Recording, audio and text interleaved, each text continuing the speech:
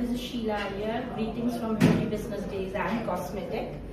With me is the very wonderful Mr. Langer.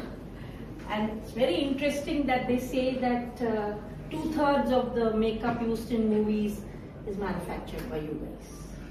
Well, I don't know those statistics, but I know that we play a certain role in that industry, and then worldwide we export products to 90 countries around the world, and we are now 80 years in business.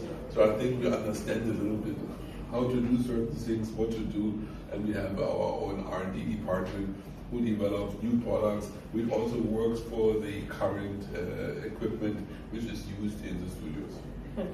Let me ask you one thing, is that how do you approach new product development? Because if you look at it, there's so much of change in the media that is happening. So obviously when you're into media makeup and all that, you need to have your product also has to, change a lot. How do you approach it? How do you actually do it? Well, there are two different ways to observe.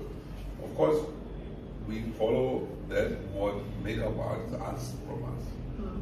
We talk frequently to makeup artists. We have exchange of ideas with makeup artists. They tell us what they need, what is important, and then we try to follow their requirements on one side. On the other side, we have also to look into the regulation of cosmetics. Certain products suddenly, certain raw materials suddenly will be banned, cannot be used anymore in this country or another country. And as we want to offer a global product, we follow those trends.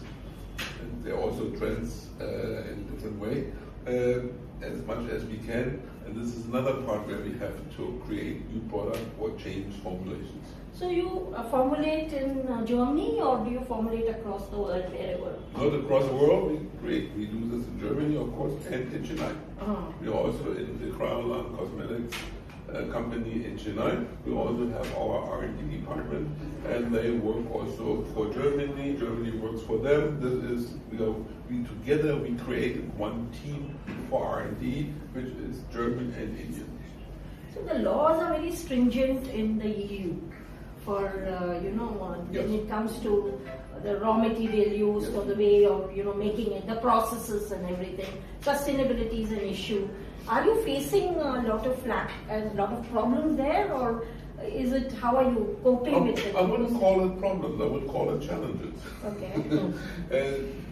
Yes, these are challenges, and you have to try to find materials which you can use, and many regulations are changing due to environmental reasons, and for those purposes, now certain silicones are in the future not allowed anymore, so we have to find replacements.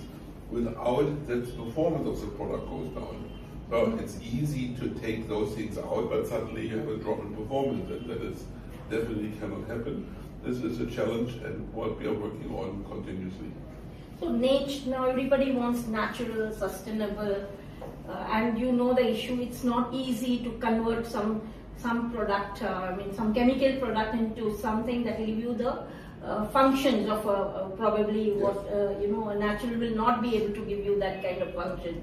So how do you actually work this out in the lab? It will be very difficult, definitely a challenge. Well, for a number of years we have worked on natural cosmetics, and we are now, in the Bologna trade show, we are now launching our new natural foundation. It's a liquid foundation, it's a cream foundation, it's a concealer, it's a powder. These are all 100% natural products. They're vegan and they're natural. This is for people who are very much insisting on natural ingredients. The problem is always with natural products that the performance is difficult to grade, but now we worked almost 3 years on that project, and now the product is ready, and many professional makeup artists who have tested the products already said that the performance is incredibly good and more than they have expected. So we think this is a new market segment which we can serve, the people who need natural cosmetics, who want natural makeups, we can also offer those products in the future. Of course, not in the bright color area. This goes in skin tones. Yeah. Bright colors, they are limited. That does not work. You have to use those pigments anyway, which Yeah. are natural pigments. You have to use those chemical And pigments. according to the law, there is no red, there is no yellow, natural pigments available. So, let's look at India. You have been in manufacturing in India for a long time now. Yes. Over 10 years? Or? Over 20. 20 years. Yes. Wow, that's nice. And how did you come to think of manufacturing in India? Because that was not the time when people were looking at India to manufacture. Now, I have a different view on things. And I have traveled to India first time over 30 years ago, and I looked into this, and I have seen that India is the biggest film producing country in the world. Hollywood, comparatively, is quite small. Maybe everybody knows this, but India has a huge film production. And therefore I wanted to participate also in the Indian film production. And I knew at this time official imports were not possible. It did not work. I mean, I know that people came to London, traveled back with suitcases full of makeup, but this is not solving an issue and a problem. And therefore I decided then in 22 or 23 years ago, we should put our foot down in India. And then my father at this time was still the CEO and the managing director, and I proposed this to him.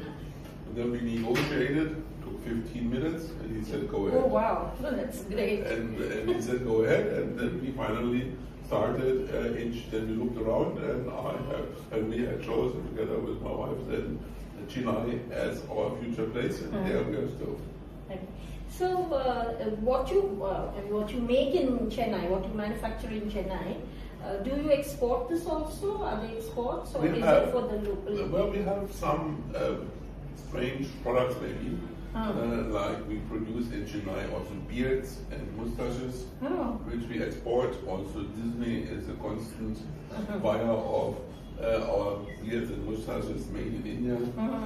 We have some special effects products which we are now producing in India for the world, which we then send to Germany for further distribution. And there are a few products, and now we are starting a child or children makeup range, face painting range, which also will be produced and only in India. And India becomes more and more an integrated part of our company. Oh, that's wonderful. And it's interesting to know, because you have this concept of the Sephora Kids now, where kids are trying out products, and Sephora's now launched so many, products for the kids. This is different things. These are beauty makeup. We are talking about face creams. So then coming to that, all that you make is professional makeup, or do you also? No, we also make things for the consumer as well, and lipsticks and general foundations can be used by everybody. But of course, we always have the professional makeup artists in mind, even for those products which are used in the consumer field. And I mean, what better can a consumer have than a product which is professionally used? And what professionals use, what actresses use, what actors are using, is definitely also good for the regular person in the work industry.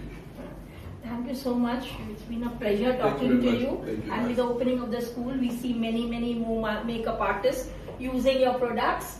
And you are already ruling the globe. I think now it's time to look at other galaxies. Thank you so much.